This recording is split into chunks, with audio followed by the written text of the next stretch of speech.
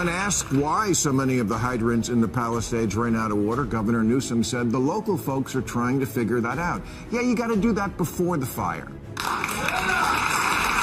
At least in the Palisades, the hydrants were still there. 300 other ones around the city are just gone, stolen for parts.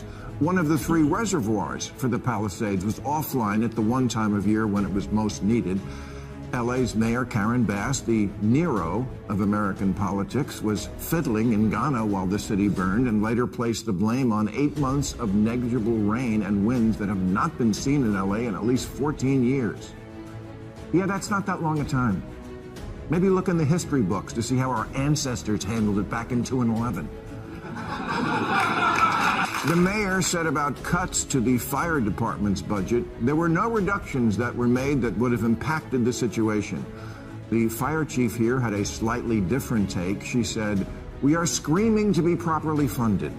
And yes, the budget was cut, and it did impact our ability to provide service. And by the looks of all the fire engines in the boneyard out of service because we didn't fix them, she's right. Exposed power lines keep causing fires and keep not getting buried underground because it's expensive. I've heard people say, do you want to pay more taxes to fund this? No.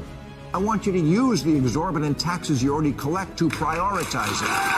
The power lines that cut through Topanga weren't upgraded because it endangered an herb, the milk vetch, which sounds like something they serve at Passover. I mean, talk about not seeing the forest for the trees.